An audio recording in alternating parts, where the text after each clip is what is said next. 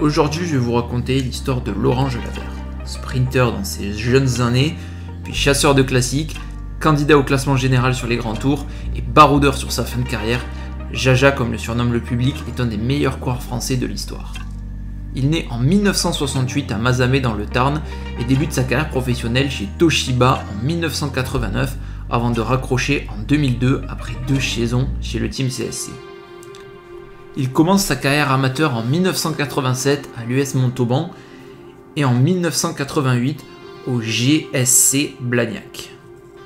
Il va donc débuter sa carrière professionnelle en 1989 au sein du team Toshiba avec notamment les frères Madio ou encore Jean-François Bernard. Pour cette première saison, il remporte le Tour d'Armorique ainsi qu'une étape sur le Tour du Limousin.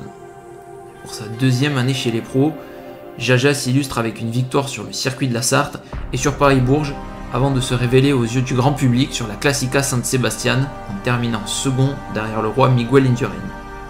Il va donc terminer sa saison par de très bons résultats comme sur le Tour de la Communauté Européenne en prenant la 3e place au mois de septembre.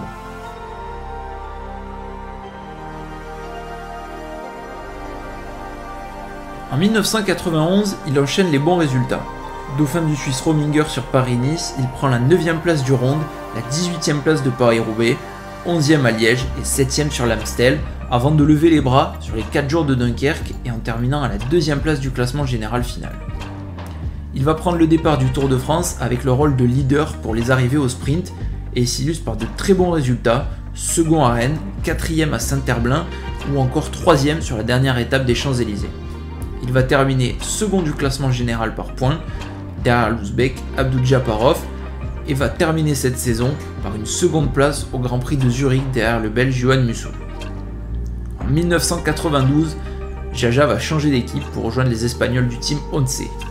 Il va cette fois-ci entamer une véritable moisson de victoires d'étape sur la bicyclette basque ainsi que sur la 6e étape du Tour de France à Bruxelles, couronné cette fois-ci par le maillot vert à Paris. Il lève encore les bras en Espagne, qui sera, vous allez le voir, sa véritable terre de succès favorite. 3 fois sur le Tour de Burgos et 3 fois sur le Tour de Catalogne.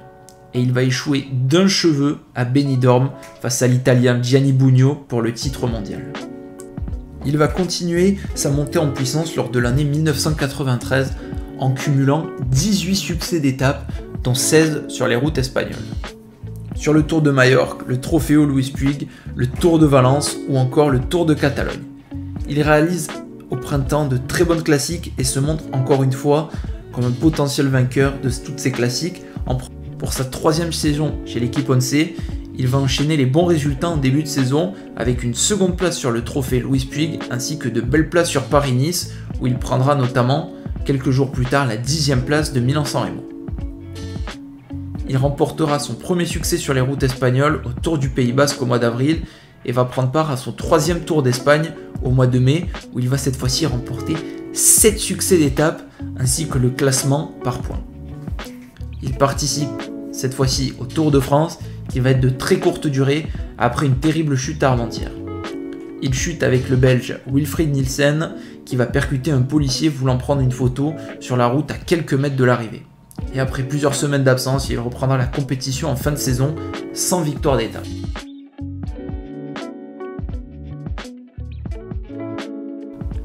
En 1995, il va totalement changer de statut. C'est désormais un candidat sérieux pour les classements généraux. Il va retrouver très rapidement le succès en ce début de saison sur le Tour de Majorque et sur le Tour de la Communauté de Valence et enchaîner les bonnes places sur Paris-Nice avec une victoire et la victoire au classement général devant le Russe Bobrick. Il poursuit cette saison exceptionnelle avec un premier monument dans la poche à Milan-San Remo devant l'Italien Maurizio Fondriest. Et il s'impose quelques jours plus tard sur le Critérium International. Plein de confiance sur ce printemps 95, il remporte une nouvelle fois une course devant Fondriest sur la Flèche Wallonne et va échouer à la 4e place de Liège-Bastogne-Liège remportée par le Suisse Gianetti. Lors de sa préparation au Tour de France, il va remporter 2 succès sur le Tour de Catalogne ainsi que le classement général. Sur ce Tour de France, il va être régulier pendant les 3 semaines de course, portant notamment 2 jours le maillot de leader et remportant une étape mythique à Mende. Il est 4e du classement général final, remporté par l'Espagnol Indurain devant son équipier Alex Zulu. l'Espagne est une terre qui lui réussit et il va se fixer l'objectif de remporter ce Tour d'Espagne. Il y remporte 5 étapes, le classement général loin devant Abraham Olano, ainsi que le classement par points et le maillot de meilleur grimpeur. Il est au sommet de son art sur cette année 95 et compte 30 succès d'étapes. Il est également leader du classement mondial UCI et va être élu vélo d'or mondial à la fin de cette saison. Il enchaîne en 1996 où il va retrouver très rapidement le succès dès sa première journée de course et il remporte coup sur coup Tour de la Communauté de Valence et Paris-Nice. Mais malheureusement, suite à une blessure au genou, il ne pourra pas prendre part au classique de printemps. Il va enchaîner les soucis physiques et devra notamment renoncer au Tour de France lors de la 10e étape et va tout de même décider de conserver son titre sur la Vuelta au mois de septembre où il comptera 2 succès d'étape tout en étant second au matin de la 19e étape. Mais handicapé par une intoxication alimentaire, il va perdre tout espoir de figurer au classement général et va terminer 19e de cette édition qui sera remportée par son équipier Zulu. Il remporte le maillot du classement par points et va terminer l'année avec quelques résultats positifs sur les classiques, 5e de Paris-Tour, 3e de Milan-Turin ou encore 9e sur le Tour de Lombardie. Il a envie de renouveau pour cette saison 97 et va retrouver le succès en remportant un 3e Paris-Nice consécutif au mois de mars. Il retrouve les classiques de printemps avec une 17e place à Milan-San Remo avant de remporter une nouvelle flèche wallonne devant le français Luc Leblanc. Il est donc logiquement un des favoris principaux pour Liège-Bastogne-Liège, mais il est battu au sprint par l'Italien Michele Bartoli. Il va participer une nouvelle fois au Tour de France, mais sans grand résultat notable, et pour meilleure place une 4e lors de la 3e étape à Plumelec, il va être totalement largué au classement général et va se refixer comme objectif la Vuelta pour cette fin de saison. Il remportera une nouvelle fois 2 étapes sur cette Vuelta.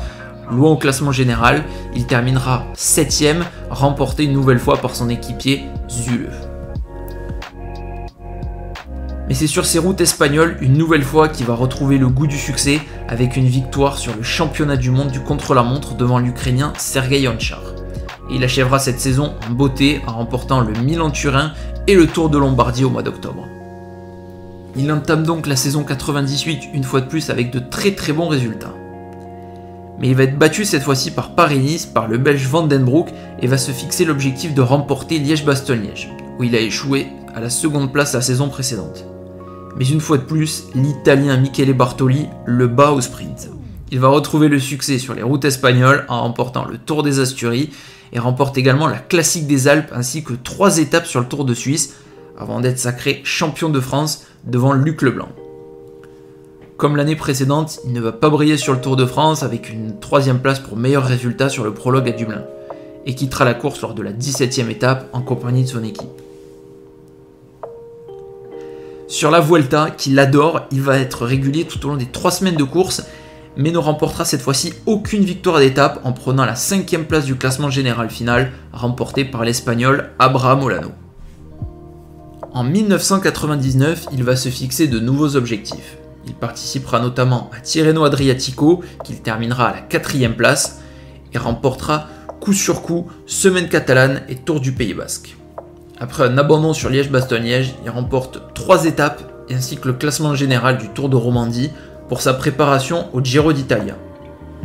Sur ce Tour d'Italie qu'il découvre, il va remporter 3 victoires d'étape ainsi que le classement par points et la 4e place du classement général derrière les 3 Italiens Ivan Gotti, Paolo Savoldelli et Gilberto Simoni.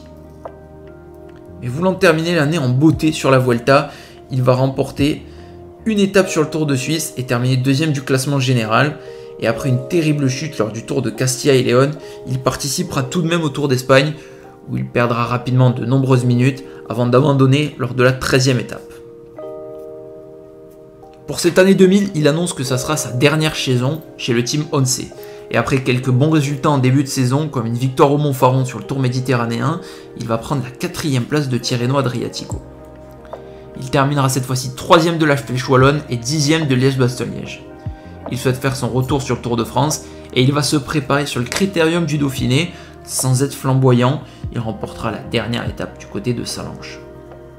Après un début de Tour de France très correct, il portera la tunique de leader pendant quelques jours avant de s'écrouler dès que la route commence à s'élever pour terminer à la 54e place du classement général final.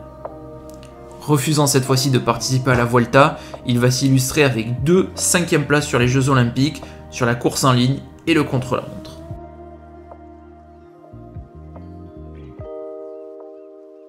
Pour ses 2 dernières saisons chez les professionnels, il va signer dans l'équipe CSC de Björn Ries.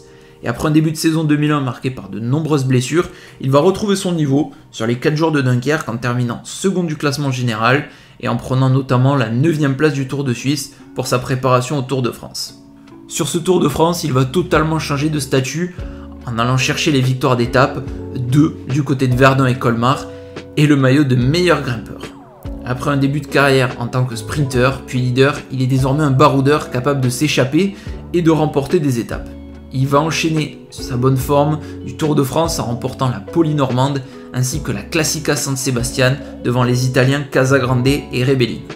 Il attaque donc 2002 pour sa dernière saison professionnelle et va se fixer comme objectif les classiques de début de saison. Il va terminer 3e de Paris-Nice en remportant notamment l'étape de Saint-Étienne, mais à cause d'un virus, il devra déclarer forfait pour Milan-San Remo et le reste des classiques du printemps. Il va donc prendre part à son dernier Tour de France et poursuit sur sa lancée de l'année précédente. Sans succès d'étape cette fois-ci, il va remporter un nouveau classement de meilleur grimpeur et enchaîner avec un second succès consécutif sur la Classica San Sebastian pour clôturer cette carrière hors norme.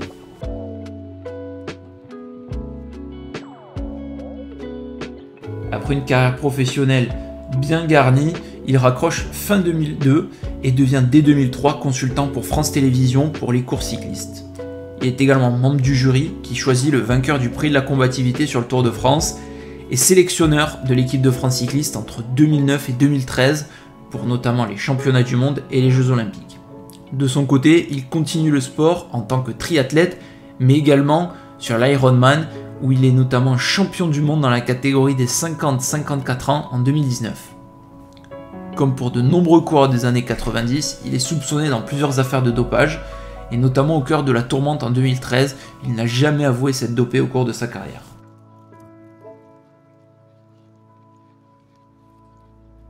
Après une carrière XXL qui s'étend de 1989 à 2002, Laurent Jalabert a conquis le public avec des débuts en tant que sprinter, une Vuelta dans la poche, vainqueur également de monuments, un Tour de Lombardie, un Milan-San Remo, un éternel regret, celui de n'avoir jamais remporté Liège-Bastogne-Liège, mais c'est un coureur très complet, capable de gagner sur tous les types de profils.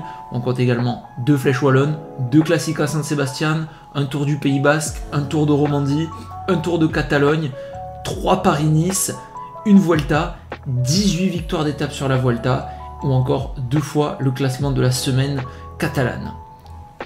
Une carrière énorme, avec de nombreuses ambitions lors de sa victoire en 95, comme un potentiel vainqueur sur le Tour de France, mais il ne remportera plus jamais de Grand Tour, et est à ce jour le dernier vainqueur français d'un Grand Tour. Lors de ses 2 dernières saisons chez le team CSC, c'est là qu'il conquiert le cœur du public avec 2 maillots à pois sur le Tour de France. Il termine parfaitement sa carrière avec également les 2 Classica San Sebastian remportés coup sur coup en 2001 et 2002. Aujourd'hui, le grand espoir Julien Alaphilippe peut marcher dans les traces de Laurent Jalabert avec un petit peu le même type de profil, très rapide, capable de s'imposer dans un petit groupe, capable également de briller sur tous les types de monuments, peut-être un peu plus limité sur Paris-Roubaix, capable également de gagner sur les grands tours et pourquoi pas de gagner des classements généraux sur des courses par étapes. C'est un coureur qui a su conquérir le cœur du public dans les années 90, passant par les émotions avec sa terrible chute à Armentières ou encore sa victoire le 14 juillet du côté de Mende. Il reste également aujourd'hui dans le cœur du public, à la télévision pour les nombreuses courses cyclistes retransmises sur France Télévisions, mais également au cœur de nombreuses polémiques de dopage comme la plupart des coureurs des années 90. Voilà, c'en est terminé pour cette carrière XXL on va dire de Laurent Jalabert. C'est vrai que c'était un coureur que j'avais envie de vous faire redécouvrir ou peut-être découvrir pour certains qui le connaissent. Je pense que tout le monde le connaît, c'est vrai. C'est lui qui commente toutes nos courses sur France Télévisions. Mais voilà, c'est vrai que peut-être certains ne l'ont pas connu en tant que coureur. Moi je l'ai connu mais j'étais vraiment très très jeune, donc c'est comme si je l'avais quasiment pas connu. Parmi son palmarès, j'ai également oublié le titre de champion du monde de contre-la-montre. Vraiment un palmarès énormissime pour Laurent Jalabert.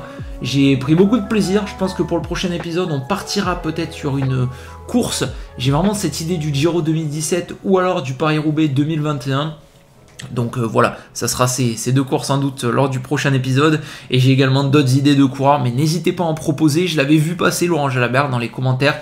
Et c'est ça qui m'a vraiment donné envie aussi de le faire. Voilà les gars, j'espère que ça vous a plu. Comme d'habitude, c'est une vidéo qui demande énormément de boulot, que ce soit au niveau de l'écriture du script ou du montage, trouver les images, etc. Normalement, c'est des vidéos qui sont pas monétisées puisque voilà, il y a des extraits vidéo, etc. qui font que c'est pas forcément possible. Donc je compte sur vous pour laisser vraiment le maximum de soutien. Un petit pouce bleu, ça fait toujours plaisir. Partagez la vidéo également pour faire, pour faire tourner. Ça donne beaucoup de soutien, un petit commentaire. Et si vous avez la possibilité, dès 99 centimes par mois, voilà, vous pouvez devenir membre de la chaîne, avoir des petits avantages, on va dire. Mais c'est également pour me soutenir sur ce type de vidéo. Je vous dis à très bientôt les gars, portez-vous bien, ciao tout le monde, bye bye.